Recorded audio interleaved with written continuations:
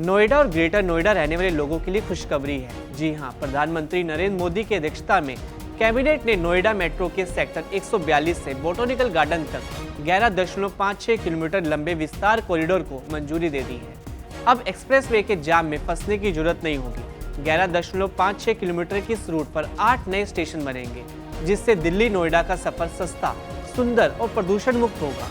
इससे न केवल दिल्ली नोएडा के बीच यातायात सुगम होगा, ट्रैफिक जाम से मुक्ति मिलेगी और लाखों यात्रियों का समय बचेगा।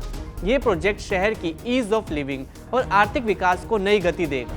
सेक्टर 142 से बोटैनिकल गार्डन एलिवेटेड कॉरिडोर के चालू होने के बाद नोएडा और ग्रेटर नोएडा में कुल 61.62 किलोमीटर का एक्टिव मेट्रो नेटवर्क होगा। इसके निर्माण का कार्य पूर्ण होने के बाद एक्वा लाइन के यात्रियों को ब्लू लाइन यानी सेंट्रल दिल्ली और द्वारका को जोड़ने वाली और मेजेंटा लाइन यानी दिल्ली एयरपोर्ट एवं साउथ दिल्ली के लिए एक हाई स्पीड कनेक्टिविटी तक सीधी पहुंच मिलेगी। सेक्टर 142 से बोटैनिकल गार्डन के बीच 11.56 किलोमीटर का ये कॉरिडोर नोएडा के उन हिस्सों में पब्लिक ट्रांसपोर्ट को बेहतर बनाएगा जहां अभी अच्छी कनेक्टिविटी की कमी है। हाई डिमांड वाले कॉरिडोर के लिए सीधे लिंक भी देगा। इसमें ब्लू लाइन और मेजेंटा लाइन के साथ बोटैनिकल गार्डन पर इंटरचेंज शामिल है।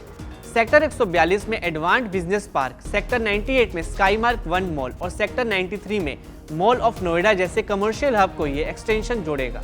इसके अलावा सेक्टर 145 में माइक्रोसॉफ्ट, सेक्टर 157 में TCS, सेक्टर 126 में हेवेल्स, सेक्टर 132 में इन्फोसिस, सेक्टर 135 में कॉन्गिजेंट, सेक्टर 132 में एडोब, सेक्टर 127 में ओरेकल जैसी बड़ी कंपनियां और IT हब को भी इसी कॉरिडोर के जरिए जोड़ा जाएगा। सेक्टर 125 में एमिटी यूनिवर्सिटी, सेक्टर 91 में पंचशील बालक इंटर कॉलेज और सेक्टर 44 में महामाया बालिका इंटर कॉलेज जैसे शैक्षिक संस्थान को भी इस कॉरिडोर से फायदा मिलेगा। ये लाइन सेक्टर 128 में मैक्स सुपर स्पेशलिटी हॉस्पिटल तक पहुंच आसान बनाएगी। वहीं बोटैनिकल गार्डन और सेक्टर 93 पार्क जैसे टूरिस्ट स्पॉट तक आसानी से पहुंचा जा सकेगा। नोएडा, ग्रेटर नोएडा में ट्रैफिक जाम सबसे बड़ी परेशानी बनी हुई है। पब्लिक ट्रांसपोर्ट की कमी के कारण इन इलाकों के लोगों को अपनी गाड़ी या प्राइवेट वाहनों पर भरोसा करना पड़ता है। सड़क सुरक्षा भी बेहतर हो सकती है। सेक्टर 142 से बोटैनिकल गार्डन कॉरिडोर से फॉसिल फ्यूल पर चलने वाले ट्रांसपोर्ट की तुलना में कार्बन एमिशन कम हो सकता है। इससे साफ और अधिक सस्टेनेबल शहरी ट्रांसपोर्ट को बढ़ावा मिलेगा। अभी डीजल और पेट्रोल वाहनों पर निर्भरता, जाम जैसी स्थिति के कारण क्षेत्र में कार्बन उत्सर्जन काफी ज्यादा होता है। नोएडा, ग्रेटर नोएडा देश के सबसे अधिक प्रदूषित शहरों की सूची में शामिल है।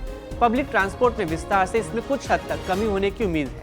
मेट्रो विस्तार प्रोजेक्ट से नए इलाकों तक पहुंचने और यात्रा का समय कम होने की उम्मीद है। शहर के अलग अलग हिस्सों तक बेहतर पहुंच से प्रोडक्टिविटी बढ़ेगी। ये कॉरिडोर दिल्ली के एयरपोर्ट, रेलवे स्टेशन और बस स्टॉप जैसे बड़े ट्रांसपोर्ट हब से कनेक्टिविटी भी बेहतर करेगा। बेहतर पहुंच से नए मेट्रो स्टेशन के पास लोकल बिजनेस को मदद मिल सकती है।